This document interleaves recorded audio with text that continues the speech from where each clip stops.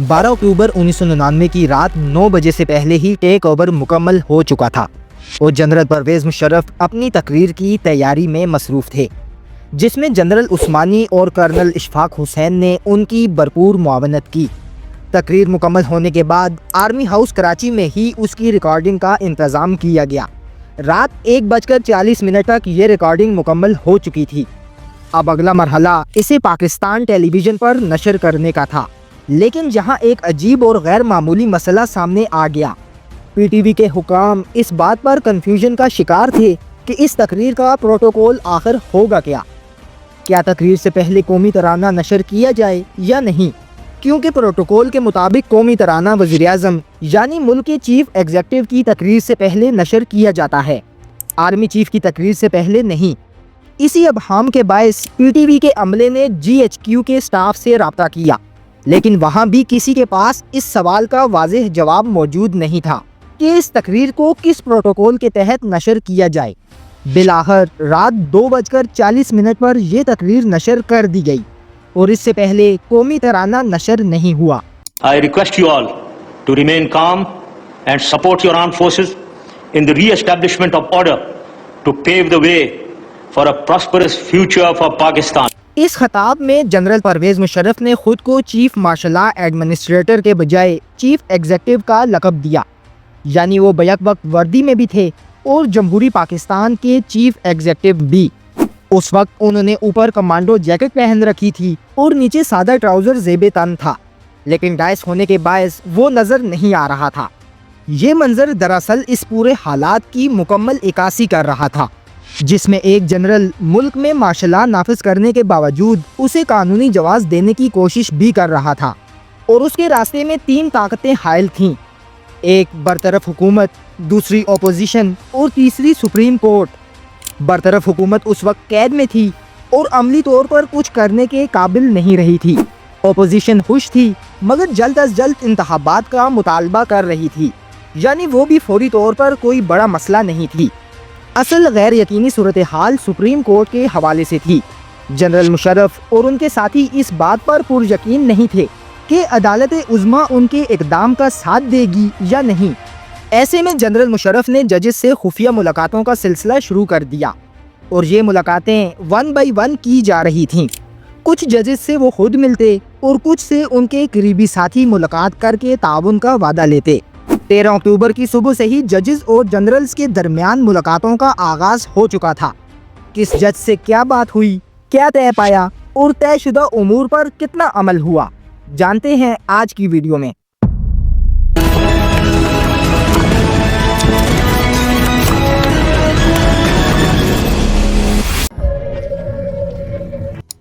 बेओल एहतिशाम के मुअज़्ज़िज़ नाज़रीन, अस्सलामु अलैकुम। हिस्ट्री ऑफ पाकिस्तान की आज की वीडियो में खुशामदीद।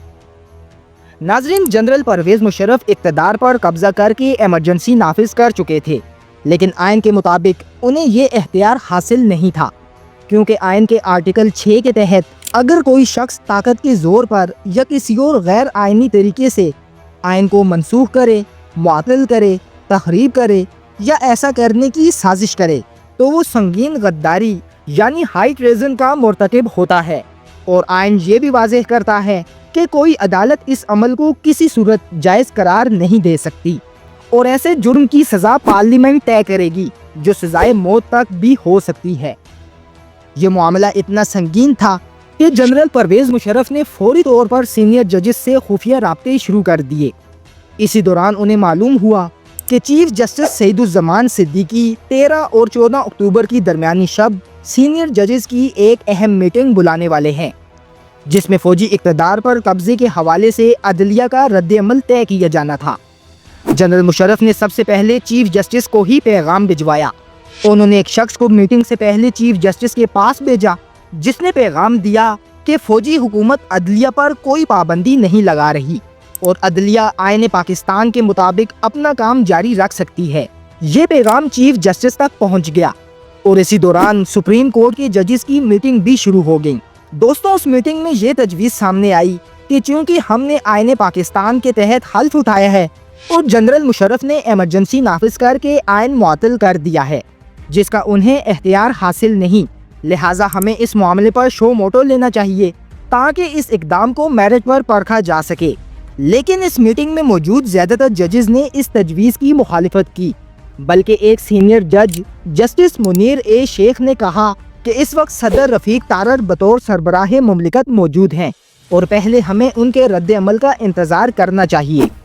ججز کے درمیان اتفاق رائے نہ ہو سکا، جس کے باعث شو موٹو نہیں لیا جا سکا اور جنرل مشرف کو قیمتی وقت مل گیا جس میں وہ اپنے اقتدار کو مضبوط کر سکتے تھے۔ صدر supreme court bar Hamid Khan کے مطابق اگر ججز اسی وقت کارروائی کر لیتے تو مارشل لا ناکام ہو سکتا تھا۔ جنرل مشرف نے اس وقت کو غنیمت جانتے ہوئے سپریم کورٹ کے اندر اپنے حامی ججز تلاش کرنا شروع کر دیے۔ ان رابطوں کے نتیجے میں سپریم کورٹ کے ایک سینئر جج جسٹس ارشاد حسن خان پس پردہ ان کے ساتھ مل گئے، لیکن صرف ان کا ساتھ کافی نہیں تھا۔ چیف جسٹس سعید الزمان صدیقی کو یا تو ساتھ ملانا تھا یا پھر ہٹانا ضروری تھا۔ آئین میں ایسا کوئی طریقہ موجود نہیں تھا جس کے تحت کوئی آرمی چیف کسی جج کو عہدے سے ہٹا سکے، اسی لیے جنرل مشرف نے خود چیف جسٹس سے ملاقات کا فیصلہ کیا۔ یہ تمام تفصیلات تحریک انصاف کے سابق وائس پریزیڈنٹ اور سپریم کورٹ بار کے صدر حامد خان نے اپنی کتاب میں بیان کی ہیں۔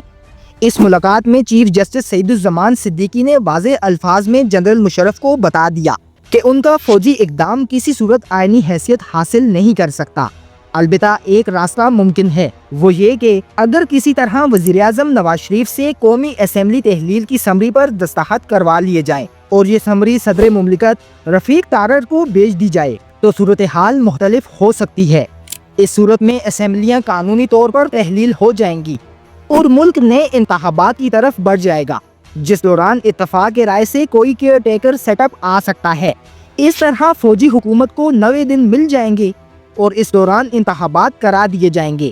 چیف جسٹس نے یہ بھی کہا کہ اگر اسمبلیاں تحلیل کروانے کی سمری پر دستخط ہو جائیں تو وہ انتخابات کی مدت بڑھانے میں بھی تعاون کر سکتے ہیں، جس سے آرٹیکل 6 کا خطرہ ٹل سکتا ہے۔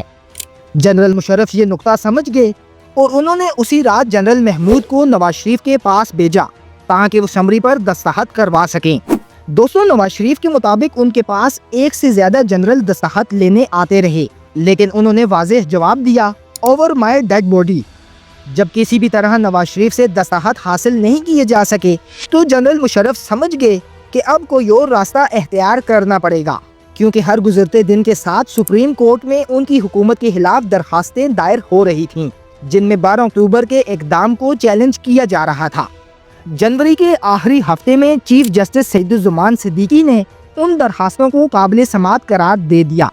وکیل ظفر علی شاہ کی پٹیشن پر 31 جنوری 2000 کو سماعت مقرر کی گئی اور سپریم کورٹ کا فل بینچ تشکیل دے دیا گیا۔ یہ جنرل مشرف اور ان کے ساتھیوں کے لیے زندگی اور موت کا مسئلہ بن چکا تھا، کیونکہ آرٹیکل 6 کی تلوار ان کے سروں پر لٹک رہی تھی۔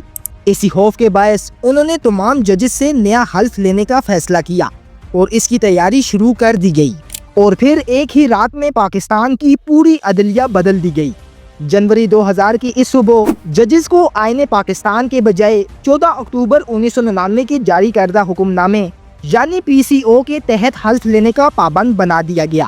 جو ججز اس پر راضی نہ ہوئے انہیں نظر بند یا گرفتار کر لیا گیا۔